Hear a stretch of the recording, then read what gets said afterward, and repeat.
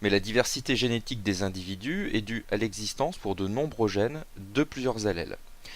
En effet, bien que les molécules d'ADN soient extrêmement stables, bien, elles peuvent subir, en un endroit quelconque ou des endroits de la séquence de nucléotides, un changement qu'on va appeler mutation.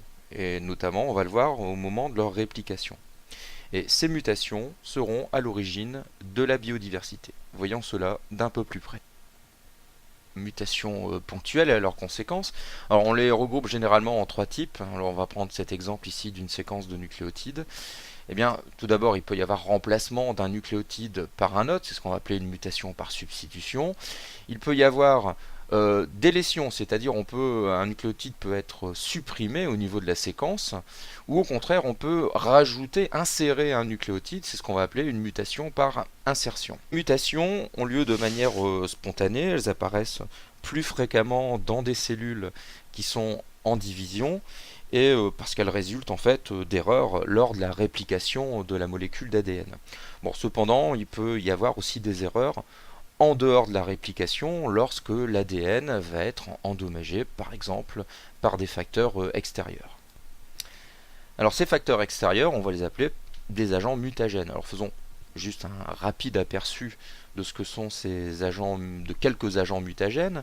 Donc par exemple les ultraviolets que vous connaissez bien avec leur action au niveau de la peau qui peut provoquer un vieillissement prématuré de la peau ou l'apparition par exemple de cancer de la peau, ici un mélanome.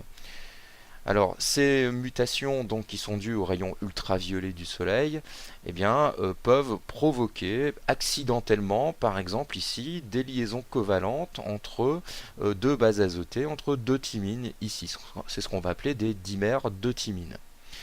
Alors, d'autres agents mutagènes comme par exemple les rayons X, les rayons gamma, enfin les rayons ionisants d'une manière générale, qui eux, eh bien, vont provoquer soit des disparitions par exemple de bases azotées ou provoquer des cassures au niveau des chaînes de la molécule d'ADN.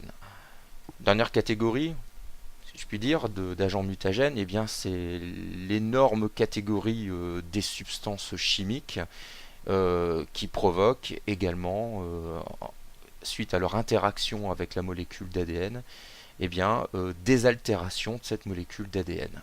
Et donc des mutations qui pourront être transmissibles lors des divisions cellulaires. Alors ces mutations, il va falloir, heureusement dans nos cellules, il existe des systèmes de réparation, de détection et de réparation de ces mutations qui sont assurés par un cortège de quelques enzymes.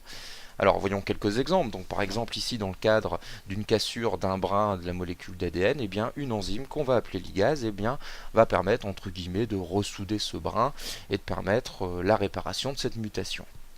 Donc voyons ceci en animation.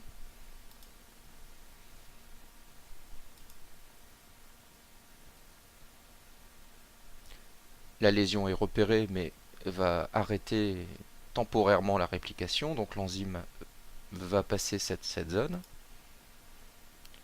et c'est maintenant que la réparation va se faire.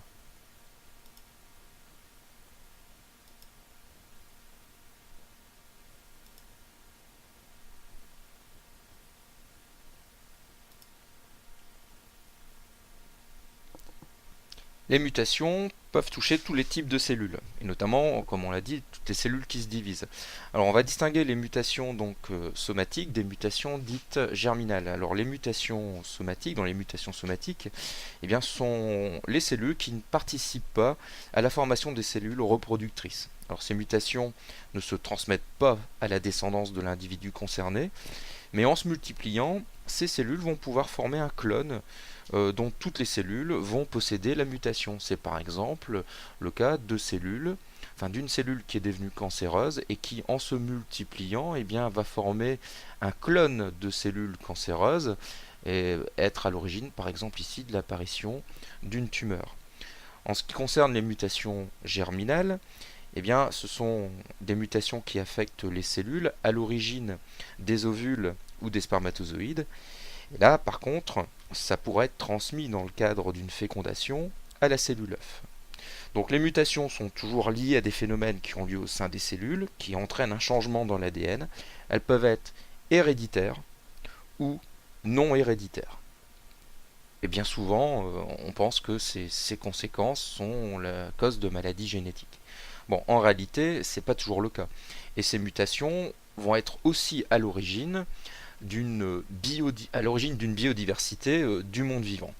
Alors, prenons l'exemple ici des groupes sanguins que vous connaissez depuis la classe de 3e. Eh bien, ces groupes sanguins A, B, O sont issus en fait de mutations. Donc, on est loin ici d'une maladie génétique si vous êtes porteur d'un groupe sanguin A, B ou O. Un autre exemple où les mutations interviennent pour enrichir la biodiversité, par exemple au sein d'une espèce, eh bien, c'est le cas, par exemple, des gènes qui vont être à l'origine de la couleur de la peau. Alors, j'en présente un ici, c'est le gène SLC24A5 qui intervient en partie dans la couleur de la peau. Il existe sous deux formes, une forme ancestrale qu'on pourrait qualifier non mutée, et puis une forme mutée. Alors, la forme ancestrale représentée en bleu ici, et la forme qui va être à l'origine d'une synthèse, enfin en partie d'une synthèse importante de mélanine, tandis que la forme mutée va être à l'origine d'une synthèse bien moins importante de mélanine. Donc cette forme mutée qui est issue donc de mutations, on voit ici, va enrichir la biodiversité au sein d'une espèce et non pas être à l'origine de maladies. Alors, dernier point important, en ce qui concerne ces allèles, des groupes sanguins et les allèles ici au niveau de la couleur de la peau, eh bien, il va de soi que ces mutations à l'origine de ces allèles ont été transmises par des cellules germinales. Et que l'environnement, en fait, a permis de sélectionner ces formes mutantes, peut-être mieux adaptées dans certaines circonstances, et fait qu'on les retrouve aujourd'hui dans nos générations. Alors en conclusion, vous voyez l'interaction importante qu'il y a entre l'environnement et les mutations. Alors l'environnement, de par les agents mutagènes, va augmenter la fréquence des mutations, et l'environnement, par les caractéristiques du milieu, va permettre de sélectionner les formes mutantes les plus adaptées.